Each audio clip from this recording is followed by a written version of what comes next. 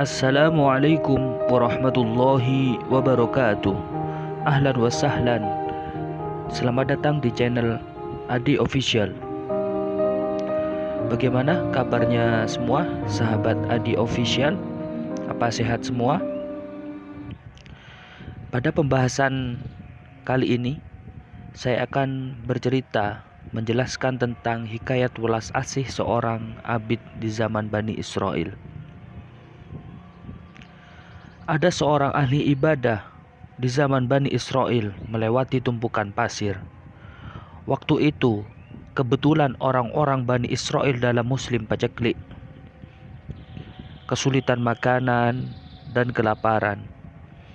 Maka timbullah rasa welas asih abid terhadap mereka dan tergores niat dalam hatinya.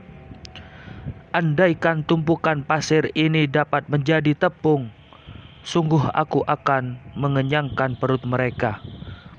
Demi hal itu, maka Allah memberikan wahyu kepada salah seorang nabi kaum Bani Israel, agar beliau mengatakan kepada abid, sesungguhnya Allah telah menetapkan pahala kepadamu.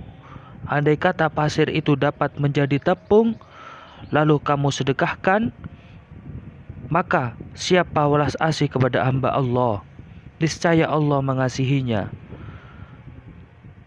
Sebab hakikat seorang abid ketika mereka welas asih kepada para hamba Allah dengan ucapannya, andai kata pasir ini dapat menjadi tepung, sungguh aku akan mengenyangkan mereka semua.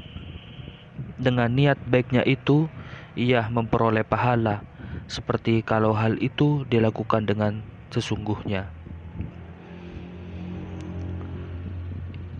Ibrah pentingnya bersifat welas asih kepada sesama makhluk. Begitulah balasan Allah pada orang-orang yang mau belas kasih kepada sesama makhluk.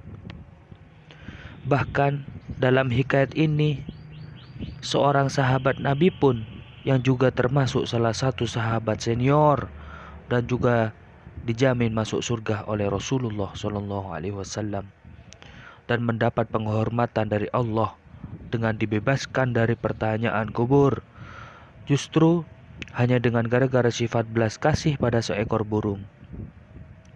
Oleh karenanya di dalam kitab I'anatut Thalibin dikatakan, fayanabaghi likulli syakhsin muridin rahmatallahi ayyarhama akhahu, yang artinya dianjurkan bagi seorang yang mengharapkan belas kasih Allah untuk mengasihi pada saudaranya. Bahkan Ka'ab al-Ahbar di dalam kitabnya mengatakan, maktubun fil injili ya ibna Adam kama tarham kadzalika turham fakaifa tarju ayyarhamakallah wa anta la tarham ibadallah. Tertulislah di dalam Injil, wahai manusia, seperti halnya engkau mengasihi pada sesama, maka seperti itulah engkau akan mendapatkan belas kasih. Dan bagaimana engkau bisa mengharapkan belas kasih dari Allah jikalau engkau tidak mau mengasihi sesama makhluk Allah. Dalam kisah yang kedua juga bisa kita mengerti bahwa jalan kebaikan yang bisa kita lakukan sungguh tak terbatas. Bahkan hanya dengan berniat melakukan kebaikan saja kita mendapatkan pahala bagaikan melakukan di sisi Allah Subhanahu wa taala. Ini sudah pernah disabdakan baginda Nabi dalam hadisnya, kam min amalin yatasawwaru bi suratid dunya fayasiru bi husnin niyyah min amalil akhirah wa kam min amalin yatasawwaru bi suril akhirah fayasiru bi surin niyyah min amalid dunya. Yang artinya, banyak sesuatu yang nampak seperti amal dunia, namun karena niat yang baik maka dicatat amal akhirat di sisi Allah Subhanahu wa taala. Sebaliknya, banyak suatu perkara yang nampak seperti amal akhirat, namun karena niat yang tidak baik justru dicatat sebagai amal dunia yang tak ternilai di hadapan Allah Subhanahu wa taala. Dalam hadis ini juga pernah diceritakan bahwa ada beberapa sahabat menghadap kepada Rasulullah SAW dan berkata, "Ya Rasulullah, orang-orang yang mempunyai harta terhadap Allah dengan membawa beberapa pahala sholatnya yang kami juga melakukannya, pahala puasa yang kami juga melakukannya, namun mereka bersedekah dengan harta kelebihannya mereka. Kemudian bagaimana dengan kami yang tidak bisa bersedekah seperti mereka?" Rasul pun bersabda, "Awalaysa qad ja'alallahu lakum ma tasaddaqun, innahu bikulli tasbihah shadaqatun wa bikulli takbiratin shadaqatun wa bikulli tahlilatin shadaqatun wa bikulli tahmidatin shadaqatun wa amrun bil ma'ruf shadaqatun wa nahyu 'anil munkar shadaqatun wa fi bud'i ahadikum shadaqatun." Qalu, "Ya Rasulullah, ayati ahaduna syahwatuhu wa yakunu lahu fiha ajrun?" Faqala, "Ara'aytum law wada'aha fil harami alaysa kana yakunu alaihi wizrun aw wizrun?"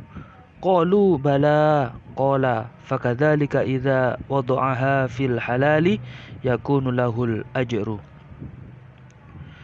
Yang artinya, apakah Allah tidak menjadikan kepada kalian sesuatu yang bisa engkau sedekahkan?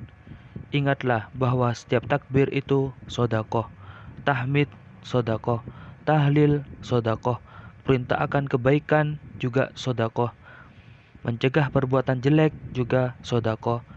Para sahabat balik bertanya, "Apakah ketika kita melampiaskan syahwat kepada istri kami juga bernilai pahala ya Rasul?"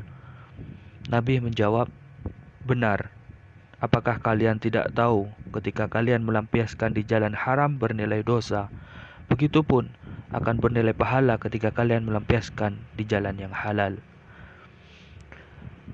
Dari kisah dan beberapa makalah-makalah di atas, kita bisa memahami bahwa jika kita mau bersifat welas asih kepada sesama makhluk, maka kita juga akan mendapatkan belas kasih dari Allah Subhanahu wa taala.